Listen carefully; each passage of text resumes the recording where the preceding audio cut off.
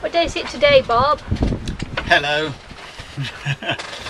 Hiya from the middle of the Atlantic Ocean. Today is day number 20 on our wonderful voyage across the raging main from Bermuda to the Azores. At least we hope we're going to make the Azores. Sooner or later we will. As you can see, it's hoodie day today. My wifey is wearing a hoodie as well.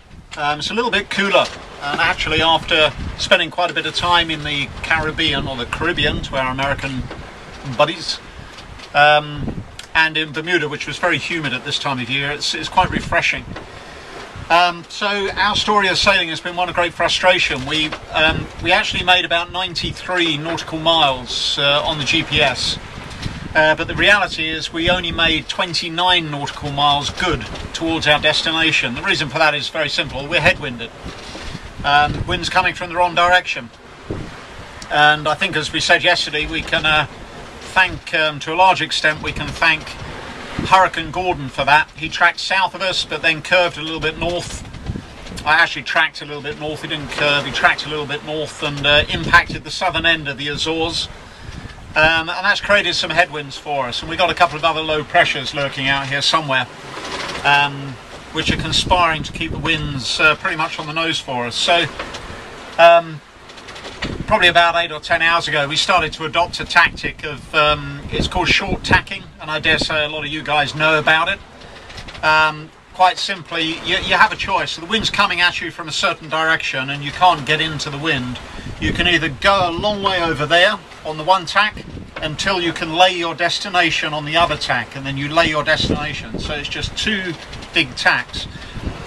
The disadvantage of doing that over a long distance is that when you're on that first tack, before you hit your lay line, the winds may change. In fact, if it's a long distance, the winds are very likely to change, so you may actually find yourself headed again when you get round there. So kind of hedge your bets. It may pay you just to go on the one tack a short distance, and then on the other tack a short distance, and the other tack. So that's kind of what we're doing, and we're doing it in an oceanic sense. So the distances between tacks are still going to be fairly large. But we're kind of hedging our bets. Instead of going hundreds of miles in that direction to tack up hundreds of miles, we're just going, 30, 40 miles and then back again.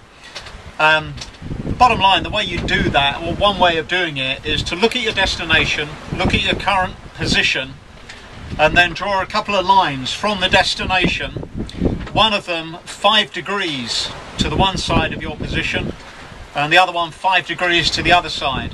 Now you head off on the best tack you can towards your destination, but you don't go any further than that 5 degree line, and when you hit that 5 degree line, you tack across and make the best possible heading you can until you hit the other 5 degree line, and then you tack back, and then you tack back, and you tack back. That's the shortest distance that you can do towards your destination, and at the same time while at the same time hedging your bets against a shift in weather pattern. So that's what we're doing. Right now we're just passing over what's called the Mid-Atlantic Ridge. It'll take us a while to get across it, but it's essentially a big ridge of mountains that come up from the seabed, heading more or less north or south, or a little bit northeast to south-southwest. Essentially the bottom of the sea climbs from about 2 miles deep to about 1 mile deep on average, so from about 3,000 meters deep to about 1,500 meters deep on average. And there's a little spur that comes off of the Mid-Atlantic Ridge, and that's the Azores archipelago. So we're just currently come into that. I don't really think it has any significant effect on sea state. I just don't think it comes close enough to the surface to actually do that. There is a little bit of a current setting us off to the south. It's called the Azores current, actually, maybe half a knot, perhaps up to a knot. I feel it's probably about half a knot. So that's not helping us because we're on a port tack and we're trying to get up towards the Azores. But for all of that, our course is pretty good. And right at the moment, we're heading almost directly to the Azores. So we probably wouldn't actually change tack, and we would just ease the sheets a bit. But if the wind direction changes, well, that's another thing. So that's where we are there. What else has been going on? What else has been going on? Not very much. We're running out of snacks. This is very important for crew morale. Make sure you have enough snacks on board. Okay, we did a passage from the British Virgin Islands up to Bermuda. It's about 800 miles maybe. We ran out of snacks and it was a tragedy. So this time we really stored the boat heavily. We gave ourselves 21 days worth of snacks, working on our planning thing. And you know, we're on day 20, which is actually day 19. It's the 19th full day of sailing.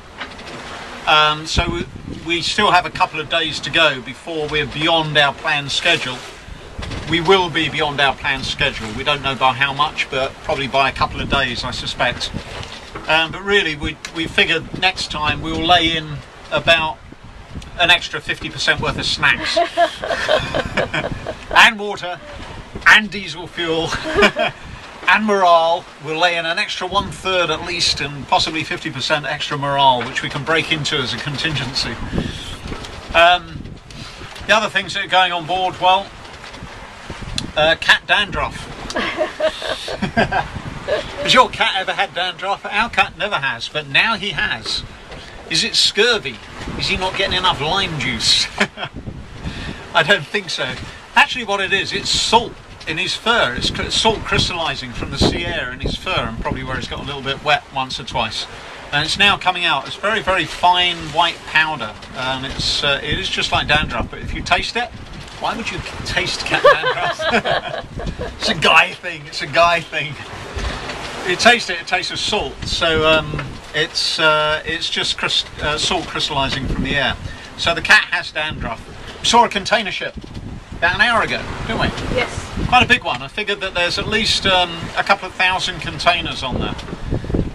We used to see ships with 8,000 containers come into the port of Southampton and get offloaded in a single tide, get offloaded and reloaded in 12 hours, which is just quite extraordinary. This thing passed probably about 1.5 miles away. He was almost completely disappearing behind the seas. So I hadn't realised the seas were actually were that large. You know, it's coming up. He completely disappears, or we disappear down into the trough and we can't see him. So we've got a couple of stills photographs of that. Very nice. What else has been going on? We spoke about the possibility of diverting to a different island, the island of File, in the Azores to pick up some fuel. Transpires there's only one small, well, there are two small ports there. There's only one really that's viable for a yacht, and you have to go to anchor, and then you have to, you know, it's all a little bit difficult, a little bit iffy. But we don't have a chart of the place. We don't have a chart. I have charts, very good British Admiralty charts for the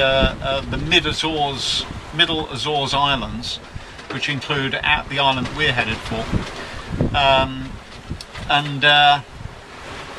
Sorry, it was Flores that we were thinking of diverting to. The island we're headed for is called File, and the port of Horta, and then the island of Pico just opposite, which is a whacking great volcano, 7,000 feet high. So we have those charts. We didn't have that other chart, so maybe that's a contingency that perhaps you should have that port in case you needed to go there for some reason. But we don't have any charts for it, so we probably wouldn't approach anyway. And I guess the last thing is, sorry, no, there were one other thing that I wanted to speak at before the last thing, and that was Commander's Weather. We reached out to those guys. It's a weather and routing service. Good guys, you know. I think they're based in the States. They've certainly got a US telephone number, and they speak to me in an American accent, so they're very good guys. Chris, Oliver, Dave and Tom are the guys that we've spoken to, and we would recommend them. Hopefully we'll be able to put up at the end of this vlog their contact details, but I'll just read out what their telephone number is for you.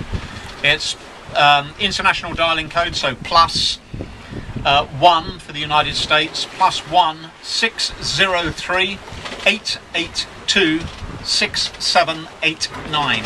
So +1 603 882 6789. Commander's Weather. They'll give you great updates on the weather. They'll make good suggestions to you, very cogent suggestions as to which tack you might prefer and what your strategy might be on an ocean passage. I suspect they do it for international yacht races as well. I don't know that, but I suspect they do. They do make a charge for it, and I don't know what that charge is. Again, we'll try to find out. A friend of mine has actually bought this for us as a subscription for this ocean crossing, and very kind of him. Thank you, Ridian. And we'll try and find that out for you as well. But in the absence of everything else, you now have their telephone number. So finally, yesterday, as we were feeling very, very grumpy, it was getting towards last light, we were feeling really grumpy about the lack of progress.